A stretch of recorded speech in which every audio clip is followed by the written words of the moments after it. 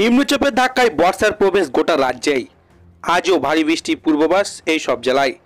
তো আজ এই নিম্নচাপের ফলে উত্তরবঙ্গ সহ দক্ষিণবঙ্গের পাশাপাশি বাংলাদেশ লাগোয়া কলকাতার কোন জেলাগুলি ভারী বৃষ্টির সতর্কতা জারি করছে আবহাওয়া দপ্তর। বিস্তারিত জানতে হলে ভিডিওটিকে প্রথম থেকে শেষ অবধি সম্পূর্ণ দেখবেন।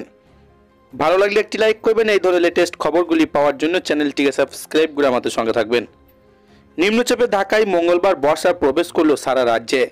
এই নিম্নচাপের প্রভাবে মঙ্গলবার থেকে দক্ষিণবঙ্গে বৃষ্টি অনেকটাই বেড়ে গিয়েছে।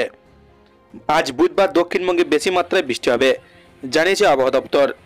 আজ পশ্চিম বর্ধমান, বাঁকুড়া, পুরুলিয়া, পশ্চিম মেদিনীপুর জেলায় কোনো কোনো জায়গায় অত্যন্ত ভারী বৃষ্টির সম্ভাবনা আছে, তাই লাল সতর্কতা জারি করছে আবহাওয়া দপ্তর। অন্যদিকে ভারী থেকে অতি ভারী বৃষ্টি কমলা সতর্কতা থাকছে ঝাড়গ্রাম, দক্ষিণ চব্বিশ পরগনা, পূর্ব পশ্চিম মেদিনীপুর, হাওড়া, পূর্ব বর্ধমান, বীরভূম ও হুগলি জেলায় কিছু জায়গার জন্য। সাধারণভাবে দক্ষিণবঙ্গে জুড়ে ভারী বৃষ্টি হতে পারে আজ। আগামীকাল বৃহস্পতিবার বর্ধমান, বাঁকুড়া, বীরভূম, মুর্শিদাবাদ, ঝাড়গ্রাম, পশ্চিম মেদিনীপুর ও পুরুলিয়া জেলায় ভারী বৃষ্টি হতে পারে। এইসব এলাকায় অত্যন্ত ভারী, অতি ভারী বৃষ্টি হতে পারে। সেখানকার নিচু এলাকা জলমগ্ন হওয়ার আশঙ্কা থাকছে স্থানীয়ভাবে বন্যা পরিস্থিতি সৃষ্টির।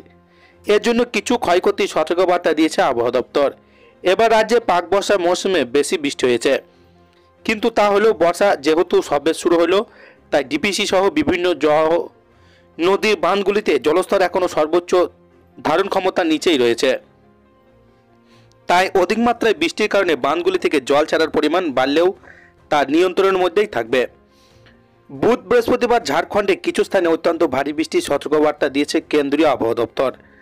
ঝাড়খণ্ডে দামোদর ও শাখা নদীগুলির আবহাওয়িক অঞ্চলে প্রবল বৃষ্টি হলেও বিভিন্ন বাঁধে জলস্তর বাড়ে।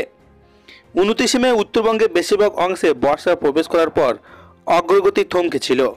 মঙ্গলবার উত্তরবঙ্গের যে অল্প অংশ বাকি ছিল সেখানে এবং গোটা দক্ষিণবঙ্গ জুড়ে বর্ষা ঢুকে গিয়েছে।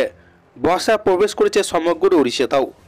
ঝাড়খণ্ড এবং বিহারে একাংশে নিম্নচাপের প্রভাবে বর্ষা আগমন হয়েছে এদিন। তো এই ছিল আজকের লেটেস্ট ট্রেনিং খবর। ভিডিওটিকে ভালো লাগলে লাইক করবেন আর এই ধরনের লেটেস্ট খবরগুলি পাওয়ার জন্য চ্যানেলটিকে সাবস্ক্রাইব করে আমাদের সঙ্গে থাকবেন।